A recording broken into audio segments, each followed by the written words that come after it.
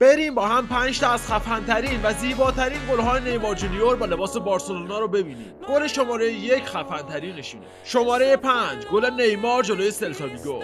مسی پاس استادانه داد و نیمار با یه چیپ ناباورانه همه رو میخکوب کرد. زدن چنین گلی فقط از نیمار برمیاد. گل شماره 4 مقابل ویارال. سوارز با یه پاس دیدنی نیمار رو صاحب توپ کرد. کنترل توپش محشر بود و یه شوت بی‌نقص و دروازه حریف رو نابود کرد. گل شماره 3 کاشته تماشایی مقابل اتلتیکو مادرید. یه نگاه به دروازه، یه بغل پای دیدنی و توپ مستقیم رفت به قلب دروازه.